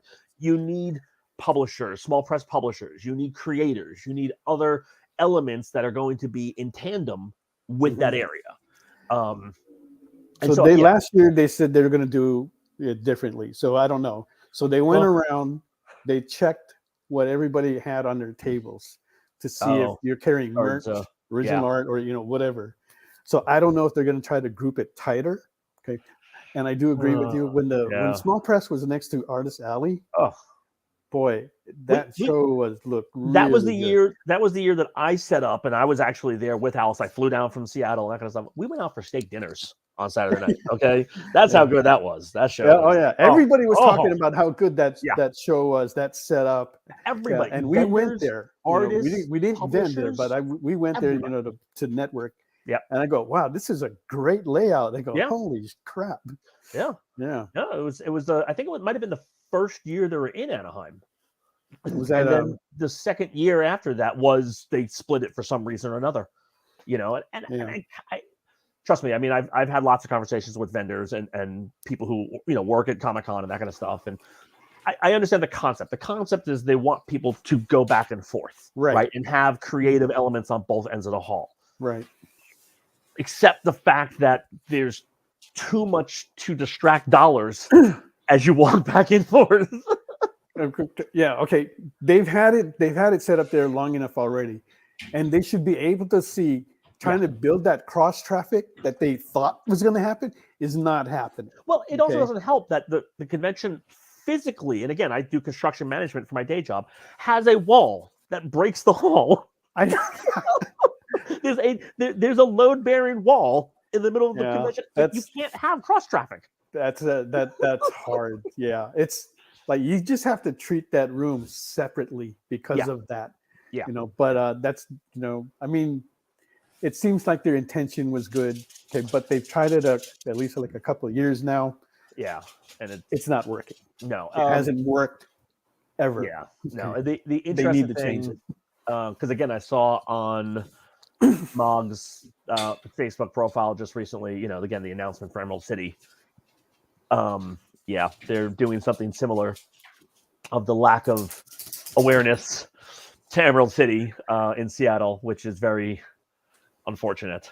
Yeah, they've split it to two buildings about 4 blocks away from each other. Okay, so that is real what I saw. Oh man. Yep. And then all the celebrities are in another building. And so, and the large panel hall is in another building. And so, yeah, it's not, again, I hope everyone does. Emerald City. I hope everyone does well. I hope everybody, you know, but I literally, I looked at the floor maps and I was just like, what are you doing? What are you doing? I looked at it briefly, and that's the impression that the guy said, hey, is that part of the same building, or you know, it's because it did seem like it was kind of like far apart, and it's like, man, this is almost like looking like Dragon Con. Right, but the difference is that Dragon Con, that, you know, they're close enough at Dragon Con to where it logistically makes sense for people to walk around between the locations. Right. Okay. But check that, because the keyword is walk. Right. Yeah. If you try to get into a car, forget it. Oh, okay. No. What takes you 20 minutes to walk to will take you 2 hours. Well, it's just like San Diego, right? Like I mean, that's one of the reasons why they block off 3 blocks radius from San Diego. They're just like, nope, you will not be driving down this road. This road is now closed. Have a nice day. Get your steps in, you know, lose some poundage. We'll be good. Miss those days where I could just park in the parking lot. I miss the days when I used to be able to have the cab drop me off in front so I could load out and just go right into the convention hall. Yeah, they don't even allow that. Anyway, we've got Committed Comics in the house. Yep. Don't go away. We'll be right back after this commercial break. Join the party. Head over to our link tree to find all the links for everywhere the experience is all the time.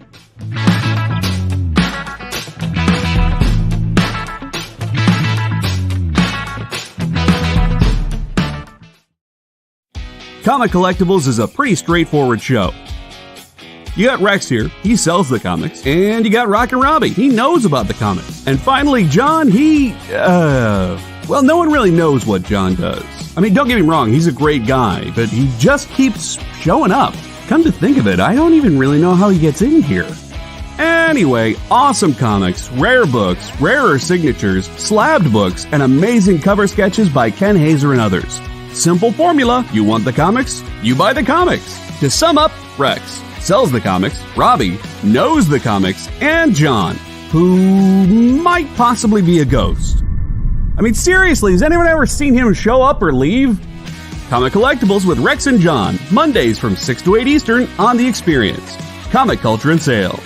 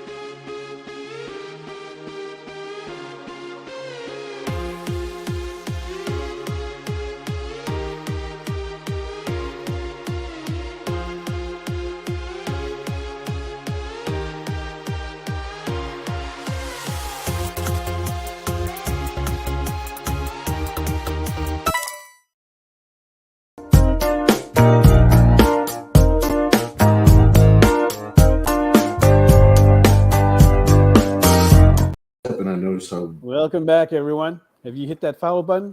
Hit that follow button for us, please. Don't forget, this weekend, we've got a poster up at 3 p.m. I'll be selling a bunch of posters that I want to get rid of. They're all brand new. I kept them in a dark, deep place. They're seeing light for the very first time in over 25 years. I kid you not. Buy his relics.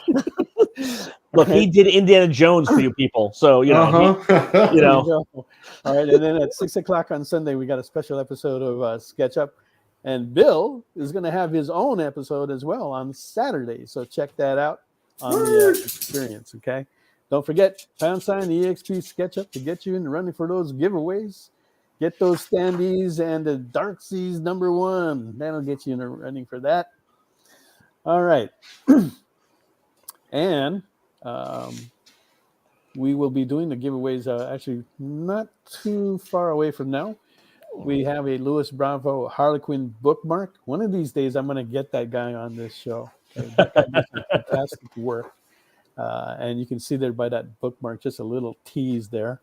We have a Danger Arcade Trade by Don Wynn and Don Walker. Okay.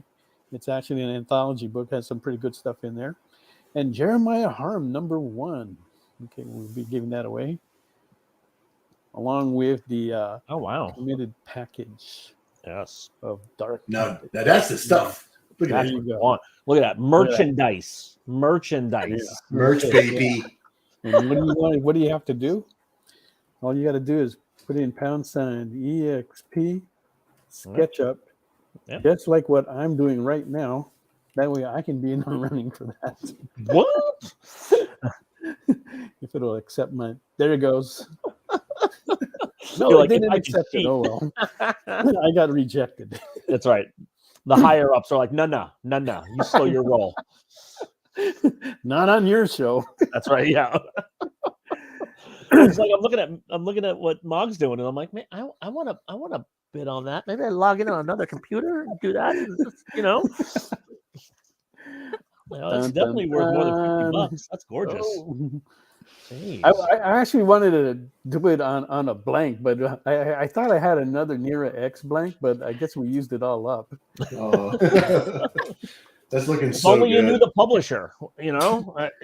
I know. We got to do that. Thank you. Thank all you, Tony. All the little drop shadows and stuff really just dropped makes it pop. $50 on Mog's piece down there. Thank you very much for that, Tony. Look at that. So everybody's got a bid right now. Nice. Wow. Look at Kat. She's already done. She's flexing. She's napping. Let her go. I think so. She's flexing. She actually did have to step out for a second. Our little puppy was scratching at the door, and she's like, "I gotta take him out." So Waffles headed to the backyard for 5 seconds. Waffle. A little pee break, eh? Little Waffle.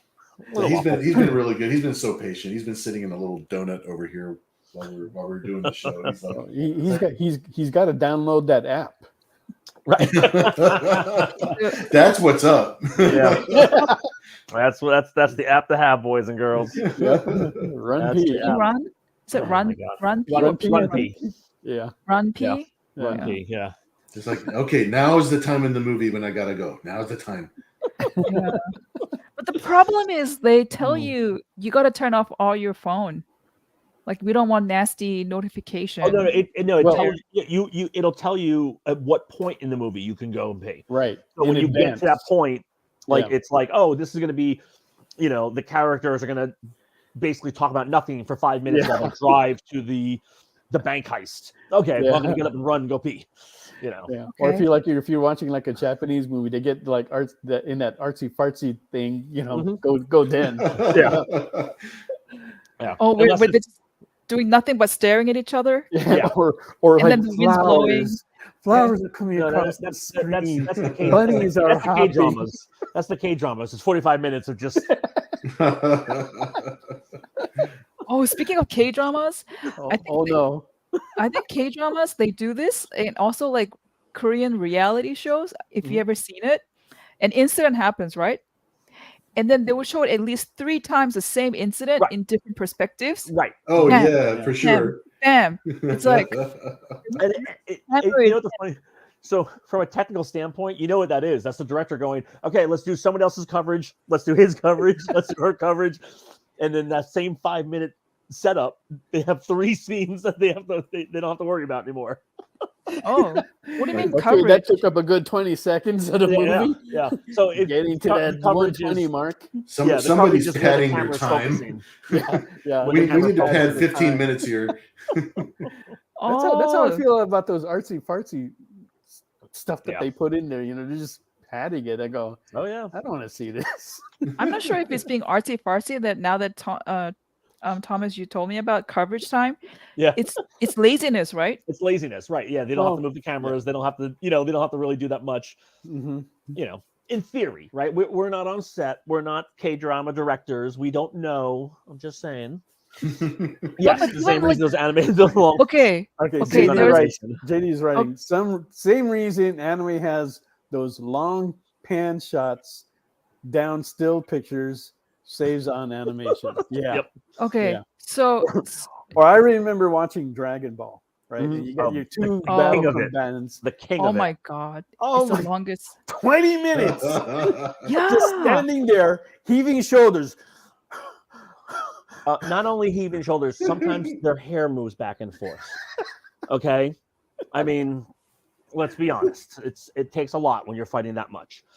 Don't forget the recaps. The recaps they insert in between, because you have to think about what they're showing, what the inside of the mind is working on. Well, you know what the best thing is? Dragon Ball Z actually was way ahead of its time, because if you think about it, they were creating anime for the TikTok attention span.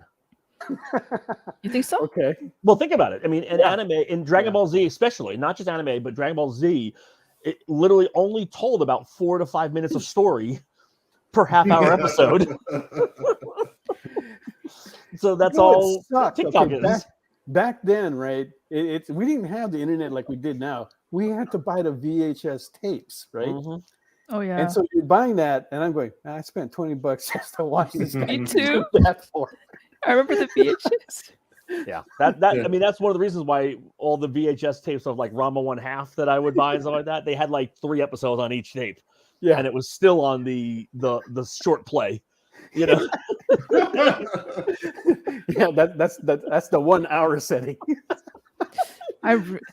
Rama was one of my favorite anime. Yeah, I still sometimes watch it once in a while. I mean, it's good. It has a good story. That's one of the things. I was talking to somebody recently about the concept of like story, over content. Like good story is better than good action sometimes. Actually, almost all the time. All the time. Oh yeah, for sure. Yeah, the story is exactly. Mm-hmm. So, but like all right, we got $30 on cap from Derek. Derek's coming in hot. Clean up here. Awesome. He's also got $60 on Mog. Okay, yeah, he's taking Mogs and cats. What happened? He wow, 60 on Mogs and 30 on cats. Well, I mean, he's literally getting them for a steal at those 2 prices. So yeah, you are definitely getting a steal. Actually, right now everything is going cheap. They should be going way more than what they are now. But hey, that's what we're here for. We are cheap. Hey guys. Okay, I have a question. That was so offensive. Tony Anderson 65 on Mog. Come on. Oh my God. Come on, God. Tony, you can do better. Do 69. Well, when we start some bidding, I'll start adding in some extra items, and we'll see what people think. Okay, well, these guys need to start like bidding soon, because it's already like 8:45. It's my birthday, not your birthday. Right? Come on, guys. It is. That's right. It is Bill's birthday, so put those bids in there. Okay. Sorry, Tony. I was making a joke. At this time, there you go. Yeah. Oh, Tony. There you go. Yeah, I was really joking. Oh my God, thank you. 69. Thanks, man. Hook it up. All right, let's do the giveaways just to make sure we have enough time. First giveaway is Louis Bravo's Harley Quinn bookmark. Mm-hmm. See who the lucky winner is there. Gotta have that sound effect. Harley Quinn bookmark is original, right? Yeah. Hell yeah! Look at that. Awesome. You get an OG. OG. Word. And now for the Danger Arcade trade. It's a hefty book too. Did Don at least sign it? No? Don Walker signed it. Okay. Yeah. There you go. Kenneth Bird. Congrats. You won. And now for Jeremiah Harm, #1. It's actually I actually read Keith that. Giffen. It's actually pretty good. Yeah, well, it's Keith Giffen. Come on. Found a 5-pack in my inventory. Yeah. Stevie B gets that. Good job, Stevie. House of Collectibles. Oh, Okay. and he threw a bid on Cat's piece. Yes, is he the did. current Oh, winner. Stevie, thank you. Or current leader. Current leader right now is Leader. Derek Neiman for $30 on Cat B. No, Stevie just did 38. 38. He's flexing. Not only did he win, he's Coming flexing. to the house with a big stick. 38. That's right. Yeah. Okay, Fight, so fight, fight. You got to show people what's up. Fight. all right, one more giveaway to do for the grand wonder which prize one. giveaway today. I wonder which one it could be. Donated by Committed Comics. 2 standees and And the first issue. the first issue. Dun dun Newcomer dun. from Alderton. I hope I said that right. Dun dun dun. Dun, dun, Don't forget to fill out the magic form. So That way he's we a know, what first-timer all you guys from? are getting. Thank you for that, Derek. He's I got a think so. bit of 85 on Mog's piece. He's trying to clean up. Since the winner of my giveaway is a first timer, I'm going to throw some extra stuff in there for you. Oh, That's you what. hear That's how that? we do. That's how we How do. I roll. That's how they roll. Mhm. That's how Committed Comics rolls here. That's what I was trying to tell everybody. You're going to want to come on this one. Yeah. By Crumb, you 85 won. from By Crumb. Derek. That's right. By Crumb. I want to guess, is that a Conan fan? It must be a Conan. Yeah. The Arnold Schwarzenegger Crumb. I mean, Conan was the best. I watched most of it and all the In my Conans.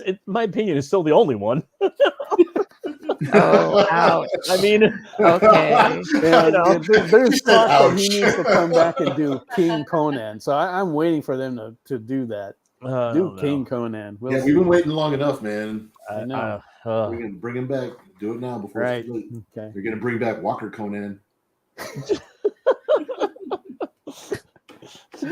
Gotta jump while it's good. Jump on the top. That's right. Hey, Bill. Bill, do you crave sweets a lot naturally? Like you have a sweet tooth? Yeah, it's bad. It's so bad. I'll look at them and I'll just be like, my dad just ate 20 cookies, and it's really bad. Well, my idea used to be of a snack. If I could eat one sleeve of cookies, because I'll sit here, I could snack all day. I mean, while I'm drying and working, I kind of lose track of what I'm snacking on, what I'm eating. So do you bring cookies with you when you go to the show, or do not you? anymore? Nope. Not anymore. But Yeah, emergency food. I know, right? It was a perfect emergency food. Yeah, you Emergency save your food money. should be not a That's cookie. like one of my things that when I do the cons, I bring a thing of peanut butter. You know, those Nether butter peanut butter cookies. Yeah. Yeah, for that'll sure, hold you yeah. I over. bring Mhm. I pack for the convention. I pack like a little lunchbox thing as if I am going to kindergarten. So we have Yeah. like apple slices, Uncrustables, Capri Suns. Fruit roll-ups. You know, the whole nine And, yards. and what kind of lunchbox do you have? Is it like a Spider-Man lunchbox? A Nira Oh X man, I lunchbox? wish. Oh my god, can we make Nira X lunchboxes? There you go. Oh my Yeah. God, you're right. They're not That that. would be They don't so cost that cool. much. I It's so already cute. I already have a manufacturer. Yes. And then we stuff it full of the fun. We stuff it full of stuff. Oh my goodness. If we Oh, could, that's a good idea.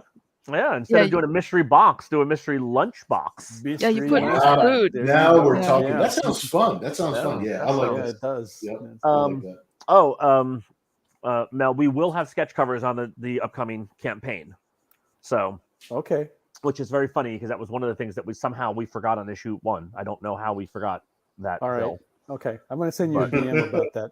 Yeah. I don't know how the heck we missed that. Well, you know, you're the one who would be like, hey, how come we're not drawing on this? You know, I mean, How come we got no sketch covers? Yeah. Actually, on that last campaign, we had so many variant covers that it hurt my brain. There was a lot. There's a lot to keep track of. Yeah, there was a whole lot. Yeah, you multitask like crazy. So it's like the job that you do is crazy.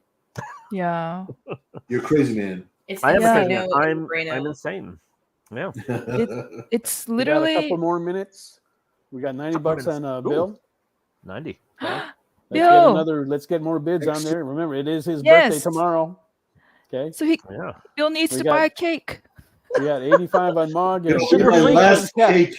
After this, I have to eat oatmeal. Sugar-free cake. Just eat a lot of the whatever you like, and shove a whole bitter melon and eat it that day. An entire bitter melon. It really sucks. It tastes like crap. So, like once a year, I'm going to binge on sugar, and then the rest of the year, I have to stay alive.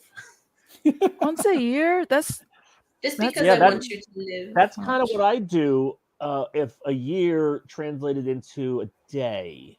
Exactly. Thank you. That's where I was. No, well, it's like right now I'm pre-diabetic, so if I could just get the numbers down, then I can moderate and have snacks as opposed to. See, you have to understand. I was eating M&Ms as my sole food source, apparently. Well, yeah, that's probably not a good idea to do 7-year-old. Yeah. Like he ate more M&Ms than he experienced sunlight in a day. It was. Oh yeah, my vitamin D is super low too. They're going to give me some of that vitamin D. Wait, you mean you don't get vitamin D from the yellow M&Ms? Oh yeah, I don't exercise. Are you sure?